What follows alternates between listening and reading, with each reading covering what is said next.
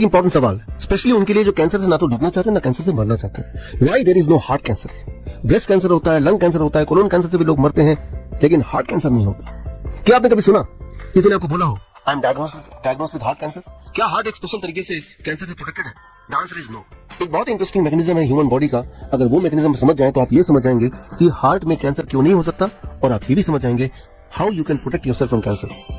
Let's try to understand the mechanism. आपके body में blood vessels हैं, which includes arteries, veins, capillaries. ये सारे ब्लड वेसल अगर एक के बाद एक लगा दें तो कुल मिला के हो सकता है करीब 1,00,000 किलोमीटर। इसी ब्लड वेसल में ब्लड फ्लो होता है और ऑक्सीजन का ट्रांसपोर्टेशन होता है, न्यूट्रिशन का ट्रांसपोर्टेशन होता है। लेकिन आजकल का जो लाइफस्टाइल है, जो खाना पीना है, उसकी वजह से कभी कभी ब्लड वेसल्स में, आर्टरीज में या फिर कैपिलरीज में कहीं कहीं ब्लॉकेज आ जाते हैं। जहां जहां ब्लॉकेज आते हैं वहां सप्लाई या तो कम हो जाती है ऑक्सीजन की, न्यूट्रिशन की, फूड की, या सप्लाई पूरी तरह से रुक जाती है जब ब्लॉकेजेस 100% हो जाते हैं। और जैसे ही वो सप्लाई 100% रुक जाती है तो आसपास के सेल्स जो कि उस ब्लड वेसल पे निर्भर थे फूड के सप्लाई के लिए, ऑक्सीजन के सप्लाई के लिए, न्यूट्रिशन सप्लाई के लिए, दे स्टार्ट स्टार्विंग और वो भूखे मरना शुरू कर देते हैं। अब वो सेल्स जिस भी ऑर्गन को बिलोंग करते हैं वो ऑर्गन धीरे धीरे कमजोर पड़ने लगता है। अगर वो organ is lungs then it becomes lung disease. अगर वो ऑर्गन किडनी है इट बिकम्स किडनी डिजीज। अगर वो ऑर्गन हार्ट है it becomes heart disease. So body के किसी भी ऑर्गन में अगर कोई इलनेस होती है, डिजीज होती है, उसका मेजर कारण is the blockage in the blood vessel, the blood vessel which supplies nutrition to the cells belonging to that organ. So इस तरह से बीमारी होती है। और 80% केसेस में जब ब्लॉकेजेस होते हैं तो आसपास के सेल्स मरना शुरू करते हैं। लेकिन हम में से 20% ऐसे लोग हैं जिनके बॉडी में इसका ठीक उल्टा होता है कि ब्लड वेसल 100% ब्लॉक्ड हो गए और उसके आसपास के सेल्स दे स्टार्ट स्टार्विंग। वो उनको सप्लाई रुक गया ऑक्सीजन का, फूड का, न्यूट्रिशन का, लेकिन वो सारे सेल्स ने डिसाइड किया वी विल नॉट डाई, हम मरने नहीं वाले। रादर उन्होंने मिलकर एक षड्यंत्र रचा कि हम चोरी करेंगे फूड एंड न्यूट्रिशन आसपास के सेल्स से, आसपास के और ब्लड वेसल से। इस प्रोसेस को बोलते हैं मेडिकली एंजियोजेनेसिस। मतलब एक चोर रास्ता वो बनाते हैं वो सेल्स, क्योंकि उनको सप्लाई बंद हो जाता है, they make a new road, एक रास्ता बनाते हैं, एंजियोजेनेटिक पाथ बोल सकते हैं, और उस रास्ते से वो चोरी से न्यूट्रिशन एंड ऑक्सीजन चुराते हैं and they keep themselves alive. अब प्रॉब्लम यहाँ पे क्या है? प्रॉब्लम वही है जो चोरी के साथ होता है। मान लीजिए यूनिवर्सिटी का छात्र है और उसके पास पैसे नहीं है फीस भरने की, वो डिसाइड करता है मुझे किसी भी कीमत में पढ़ना है, पैसे जमा करने, फीस जमा करनी है। He decided to rob the bank. वो बैंक लूटने की ठानता है। अब वो बैंक लूटने जाता है, उसको सिर्फ 10,000 रुपए फीस की जरूरत है, लेकिन जब सामने खजाना देखेगा तो वो क्या करेगा? उस खजाने में से सिर्फ 10,000 रुपए निकालेगा और वहां से भाग जाएगा, या खजाने में से जितना माल वो लूट पाए उतना लूटेगा। Of course second option.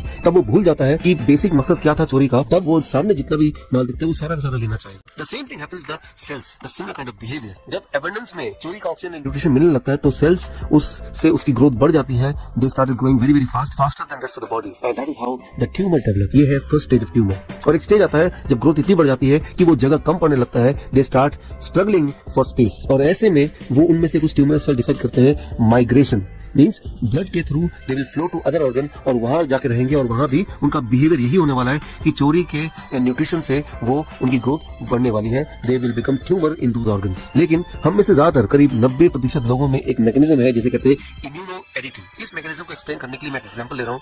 Imagine कीजिए आपके घर में कोई डोर नॉक करता है और दरवाजा खोलते हैं तो सामने एक स्ट्रेंजर नजर आता है। वो आपको बोलता है कि मुझे एक रात यहाँ रुकने दीजिए, डॉक्टर विश्वरूप ने मुझे भेजा है। आप मेरे अच्छे दोस्त हैं, आपको लगता है कि भाई डॉक्टर विश्वरूप का दोस्त है तो मुझे उसकी हेल्प करनी चाहिए, लेकिन आप श्योर नहीं कि ये सच बोल रहा है कि झूठ बोल रहा है। तो आप क्या करेंगे? उसको ड्राइंग रूम में बिठाएंगे और चुपके से एक फोन मुझे लगाएंगे ताकि ये वेरीफाई हो जाए कि ये करेक्ट सही बोल रहा है कि नहीं। तो सिमिलर मैकेनिज्म होता है हमारे ह्यूमन बॉडी में कि जब भी ऐसा स्ट्रेंजर सेल्स किसी और ऑर्गन से माइग्रेट करता है किसी और दूसरे ऑर्गन पे, तो दूसरे ऑर्गन में एंट्री मिलने से पहले वो एक कंफर्मेटरी कॉल करता है जहां से ओरिजिनेट हुआ था वो cell, which is called as immuno editing. लेकिन मान लीजिए कि आप मुझे फोन लगाते हैं और फोन किसी कारण लगता नहीं है, तो आप क्या करेंगे? अब आप दुविधा में, आप सोचेंगे कि चलो इसको मैं अपने घर में रहने देता हूँ एंड मैं कुछ देर बाद फोन लगाता रहूंगा, लेकिन फोन मिलता नहीं है। अगले दिन सुबह जब उठते हैं आप देखते हैं कि आपके घर में चोरी हो चुकी है, वो आदमी जो एक्चुअली चोर था और वो सारा सामान लेके भाग गया। The same thing happens with 10% of the people in the world कि उनके बॉडी में इम्यूनो एडिटिंग स्विच ऑफ होता है। इसका मतलब वो जो ट्यूमर सेल थे वो इस बात का फायदा उठाते हैं कि नए ऑर्गन में जाते हैं और वहां पे एंट्री कर लेते हैं और नए ऑर्गन से कन्फर्मेटरी कॉल रिसीव नहीं कर पाते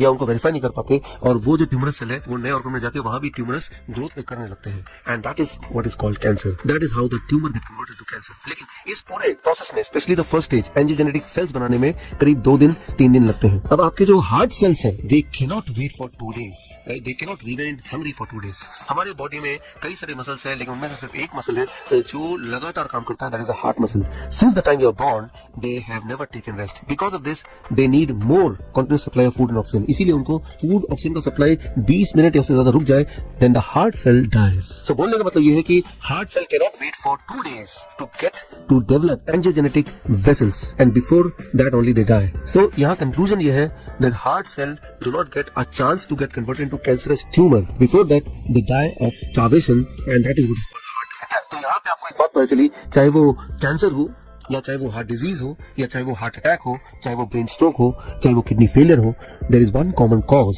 of all this illness, that is blockage in the blood vessel near that organ. अब इसका क्योर क्या है? मेडिकल साइंस में दवाइयों में कोई क्योर अभी तक नहीं आया है, लेकिन हाँ, अगर किसी भी तरह से ब्लॉकेज आप हटा पाए, खत्म कर पाए, तो कैंसर रिवर्स हो सकता है, हार्ट डिजीज